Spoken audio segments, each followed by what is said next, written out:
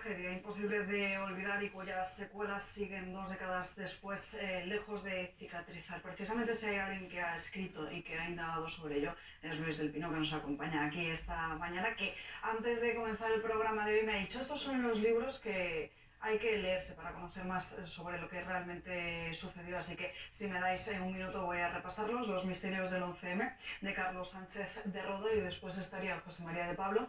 La cuarta trama, verdades y mentiras en el caso del 11M. 11M, la historia oficial de la asociación 11M, Verdad y Justicia. Y también de Ignacio López Bru, las polacas del 11M. Además, por supuesto, de este de Luis del Pino, 11M, de golpe de régimen. Bueno, este año se cumple ese 20 aniversario.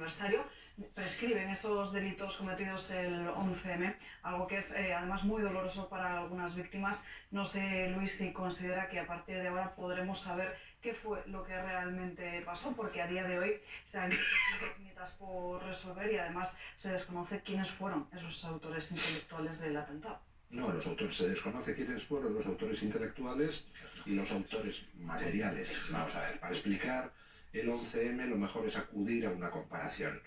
El atentado de Boston contra la Maratón. 2 hermanos chechenos portándose en las bolsas de explosivo, las depositan y causan una masacre.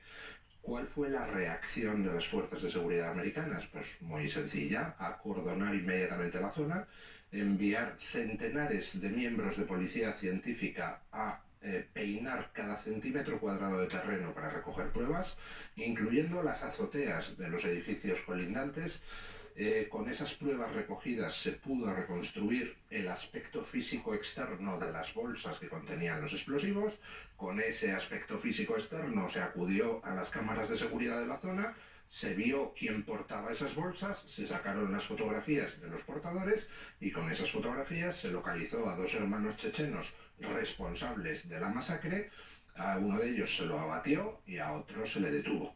Eso es la forma de proceder en cualquier delito. Del escenario del crimen se recogen las pruebas y de ahí se llega a los culpables. En el 11M, ¿qué se hizo? En el 11M, 24 horas después de la masacre, se empezó a desguazar los trenes del 11M. Es decir, se destruyeron los escenarios del crimen al completo. Efectos de ropa, pertenencias de las víctimas y de los pasajeros del 11M se incineraron en el vertedero de Valdemín Gómez. Los vagones atacados se achatarraron a completo, salvo uno que logramos descubrir años después y tampoco sirvió de nada porque dejaron que lo robara la gente que bajaba por el cobre. Bueno, se destruyó completamente los escenarios. Algo completamente irregular y contra las leyes que regulan el procedimiento criminal. Si recordáis, aquel vagón accidentado del metro de Valencia estuvo bajo una lona a disposición de la juez del caso y de las partes implicadas durante años. Bueno, pues aquí en el 11M, en 24 horas se empezó a desguazar los trenes, a achatarrar. ¿A las 24 horas? A las 24 horas se empezó, sí, se tardó 2 o 3 días en despejar todo aquello. No quedó nada, 90 toneladas de material desaparecieron. No se incorporaron al sumario ni actas de recogida de muestras, ni muestras de explosivo, ni nada de nada. Y en paralelo, 18 horas después de la masacre, en una comisaría de policía, concretamente la de Vallecas, aparece de repente, por sorpresa, sin que nadie sepa de dónde salió, porque no figura en ningún acta, no hay ningún testigo que la viera ni en las estaciones, ni en el trayecto hasta la comisaría de policía, aparece una bolsa bomba.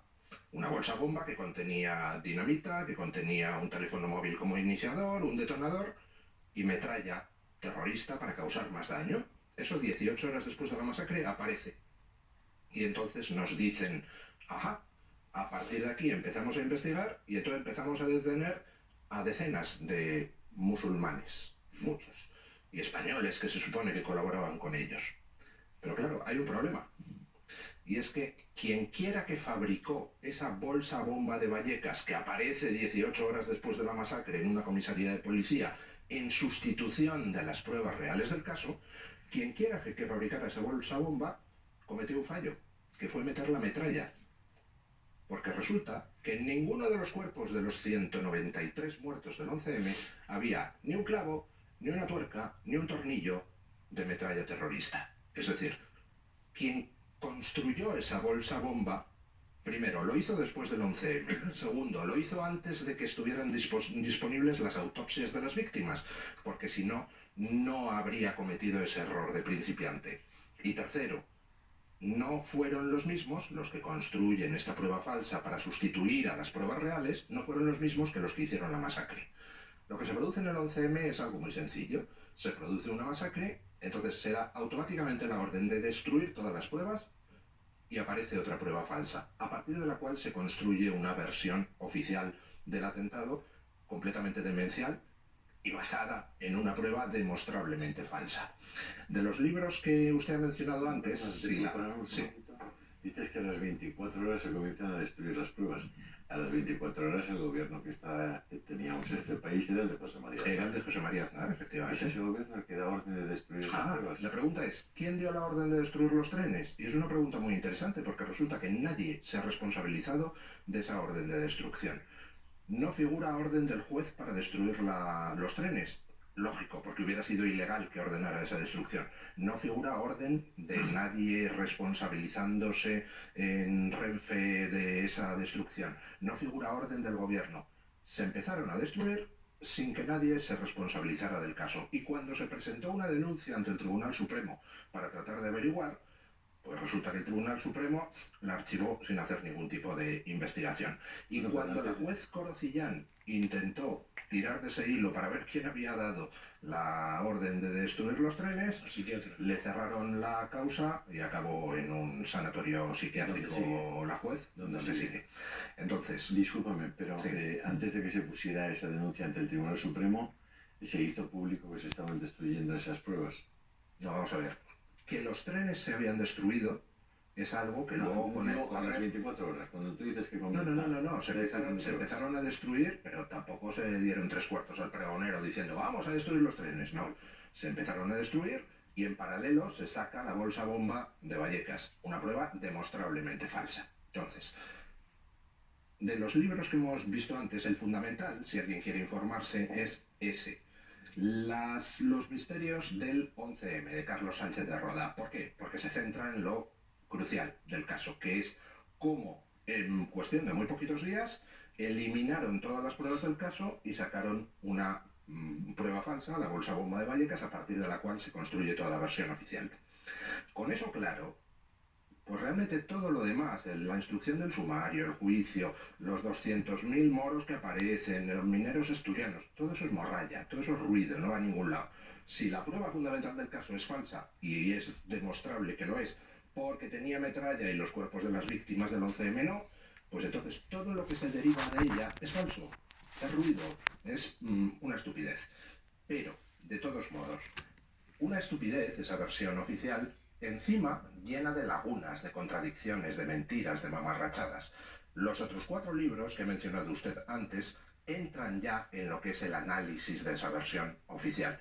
Que no hay por dónde cogerla, es una versión oficial encajada a martillazos, porque ahí hubo mucha gente intentando meter sus pistas para controlar la investigación, y gracias a eso, pues al final no cuadra nada, y gracias a eso pudimos investigar, ver las contradicciones del sumario, etc. Bueno, el sumario es demencial, el juicio fue demencial. Es decir, hemos terminado el juicio del 11M hace ¿cuántos años? ¿Más de 10? Resulta que en el juicio del 11M vamos a creernos la versión oficial, vamos a creernos que todos esos moros que salen a partir de una prueba falsa son los verdaderos culpables. Vale, ¿cuántos colocadores de las bombas han sido condenados? 1. Según la versión oficial, dicen que explotaron 10 bombas, más otras 2 que desactivaron los TEDx en las estaciones, más otra que es esa mochila milagrosa que apareció en una comisaría de policía, nadie sabe cómo, ¿no? 13 bombas. ¿Cuántos colocadores tenemos identificados? 1. Más luego nos dicen que otros 7, pero no se sabe, porque en el juicio